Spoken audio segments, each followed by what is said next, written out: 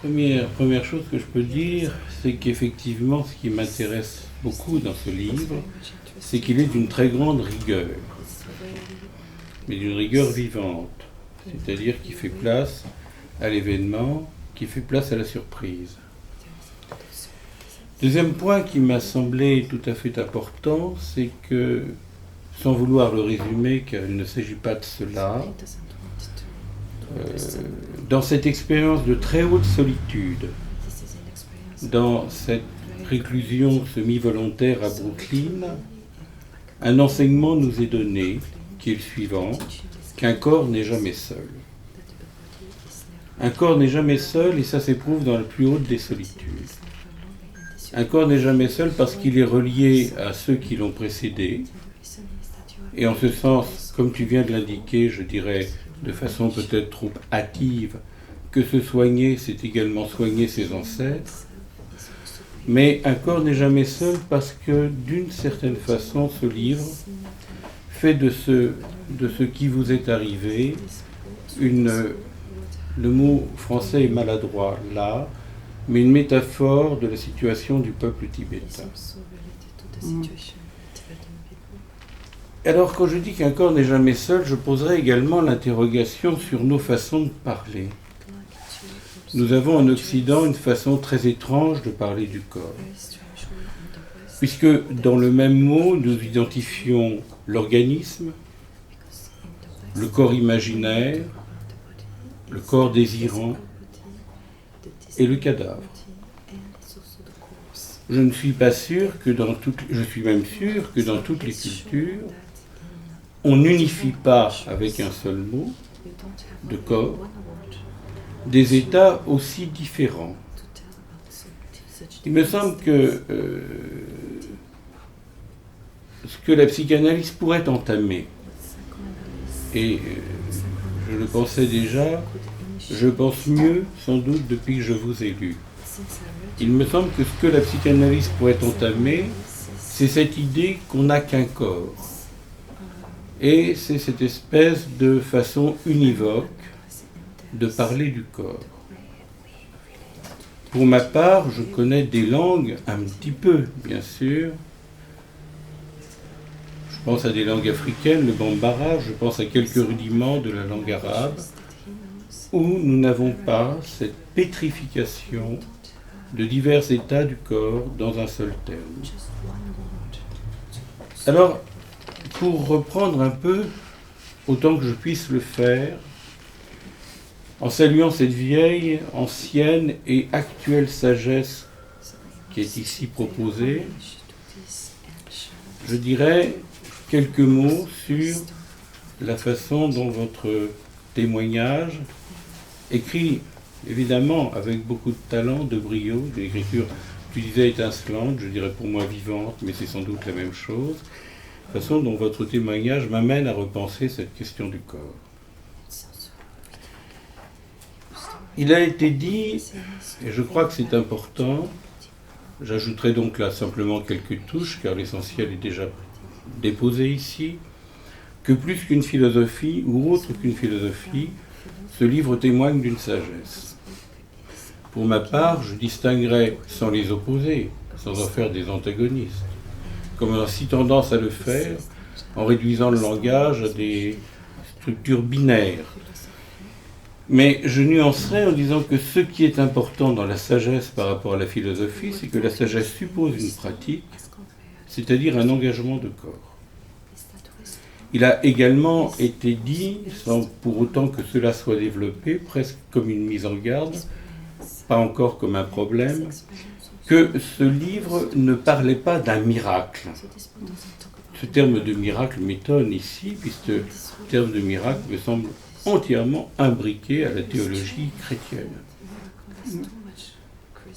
Mais pour autant, ce terme vient là, car dès que l'on dit que ce n'est pas quelque chose, ce quelque chose, bien évidemment, nous importe, quand bien même il ne nous sidère pas.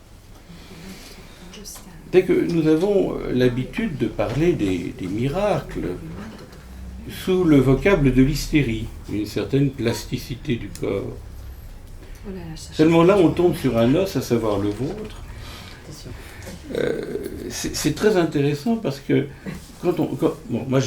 on parle de miracle. Donc moi j'ai regardé un peu tout ce qui est authentifié comme miracle par l'Église. Voilà. Et ce qui est authentifié comme miracle par l'Église, ça touche à la question du psychosomatique. Dans la question du psychosomatique, pour le moment, il n'y a pas ces histoires de nécrose osseuse. Pour le moment, ça n'existe pas. Ce n'est pas. Ah oui, d'accord. Bah ouais. Tu veux dire que c'est pas répertorié? C'est pas répertorié. Il n'y a pas de miracle d'un os qui se reconstitue. Non. On n'a pas ça dans notre calcul. Ah oui, j'ai cherché. Quand on me parle d'os, je fais des fouilles. Et pour tu vis. It's true. Bon, alors ça c'est très très intéressant cette affaire-là. Ça c'est très intéressant. Pourquoi? Alors, pourquoi c'est intéressant? Eh bien, parce qu'il me semble que la méditation il seems to me que la méditation telle que vous la proposez est quelque chose qui ne renvoie pas à ce que nous appelons l'image du corps. Ça va, ça ne renvoie pas à l'image dans le miroir. Au reflet. Hein? Ça ne renvoie pas au reflet. Donc, au contraire. Au contraire. Ça abolit le reflet. Oui. Ça le met de côté. Alors, ce qui est tout à fait important, c'est que lorsque l'être humain se règle sur son reflet, il y a quelque chose qui chute. C'est la voix. C'est le sonore. The voice. Quand on se règle, quand je m'identifie à mon reflet, il y a quelque chose de mutique. Ça me suffit. No needs the voice. It's Mute. not necessary. Mute. Okay. Or, la méditation donne à la voix et au sonore un statut très particulier. Le mantra, c'est une sonorisation du corps qui déjoue les pièges narcissiques de l'image. Et ce faisant, il se pourrait, moi je n'en sais rien, que plus se déjouent les pièges narcissiques de l'image, plus soit mobilisée une mémoire du corps, qui est une mémoire peut-être inscrite dans les gènes, ça vous le direz, hein, mais une mémoire du corps, comme si, au fond, ce qui nous était donné à entendre, c'est un défi pour la psychanalyse, mais c'est aussi un défi pour la médecine. Bien sûr. C'est aussi un défi pour la médecine, parce que ce qui serait un peu court, un peu gênant, un peu le rendez-vous loupé, quoi, avec ce livre, ce serait d'en faire un document ethnographique sur la pensée tibétaine. Or, il me semble que ça va beaucoup plus loin. Il me semble que ça va beaucoup plus loin et que ça pose une question très importante pour tout un chacun, qui est la suivante: avec quoi tu complètes ton corps? Avec quoi tu vas au-delà de ton corps?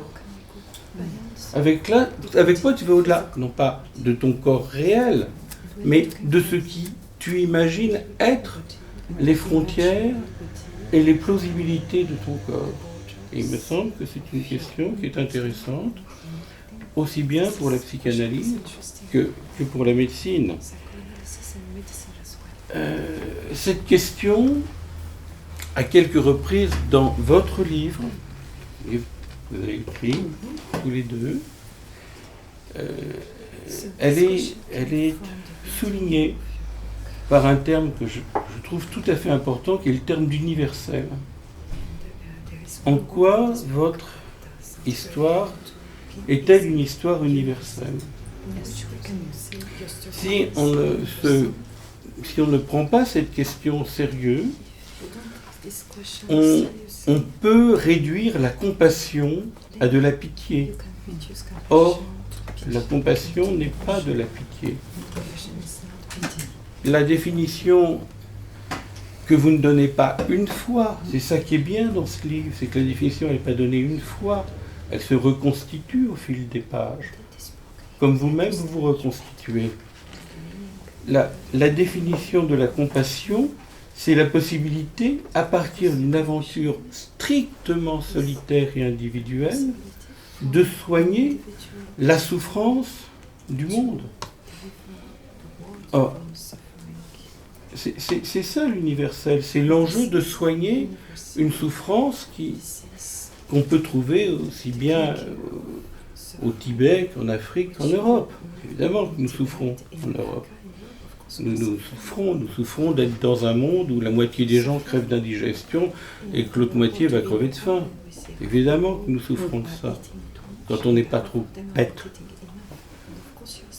Alors, ce qui moi, m'a semblé tout à fait important, c'est que ce terme de compassion n'est pas un terme sentimental, c'est un terme logique. C'est un terme profondément logique. Alors, évidemment, ça donne une place éminente au Tibet. Si je prends, par exemple, j'aurais pu prendre d'autres pages, mais je ne vais pas lire le livre à haute voix, puis je vais me taire, rassurez-vous. Parce que, évidemment, comme on est dépassé, ça nous rend bavards. Mais je vais terminer, peut-être, en lisant ça. C'est à la page 166. Ma maladie est une grâce. Pour le simple moine que je suis, humble chaînon d'une lignée extraordinaire d'êtres éveillés, c'est l'opportunité de purifier un débordement de karma négatif qui mûrit en moi.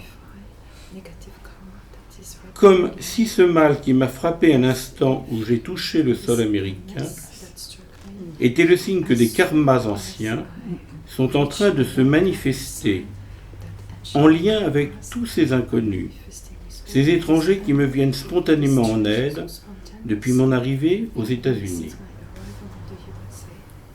La même gangrène et tous les maux associés n'auraient pas eu le même impact au Tibet ou en Inde. C'est sans doute ce qu'insinue Kundun. Une fois guéri, tu enseigneras au monde comment guérir. Les douleurs de l'exil et du déracinement rendront ma guérison universelle. Dans la mesure où je réussirai à transcender ma souffrance dans la dimension d'une compassion pour tous les êtres. Je pense que pas la peine d'en rajouter, mais qui va de soi que peut-être ce qu'il y a d'aussi, ça ne se résume pas à ça, mais ce qu'il y a d'aussi bouleversant de ce livre, c'est que vous êtes à nouveau réapproprié cette sagesse dans une situation où vous étiez exilé. C'est-à-dire où vous n'étiez pas entouré par les voies familières. Il me semble que cela donne à votre rapport à la méditation, ce rapport très intense de la méditation, un sonore qui n'est pas du bruit, qui est un souffle, donne à ce rapport à la méditation son tranchant et sa nécessité. Voilà, c'est tout ce que je peux dire pour le moment. Super, merci Olivier.